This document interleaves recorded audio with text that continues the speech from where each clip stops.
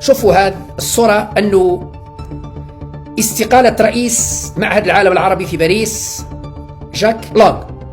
جاك لونغ هذايا وزير الثقافة الفرنسي السابق أو الأسبق في عهد فرانسوا ميتيرون، استقال من منصب رئيس معهد العالم العربي، طبعا بعد فتح تحقيقات عليه في فضيحة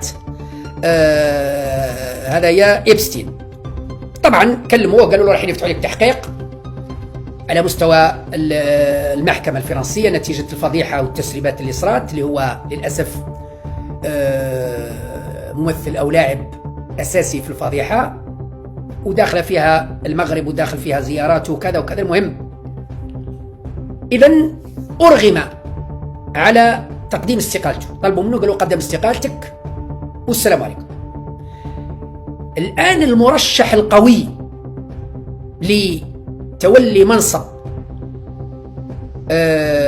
مدير معهد العالم العربي اللي هو مهم ومهم جدا في باريس، الآن المرشح القوي لخلافة جاك لونغ هي رئيسة اليونسكو أو مديرة اليونسكو سابقا اللي هي أزولاي رشيدة داتي، اللي هي وزيرة الثقافة الفرنسية حاليا، وعندها ثقل وعندها نفوذ وعندها يعني دور مهم ومهم جدا، وهي من الدوائر المغربية. يعني أنا اللي يهمني الآن هو هيمنة اللوبي المغربي المخزني على اليونسكو ومعهد العالم العربي في فرنسا.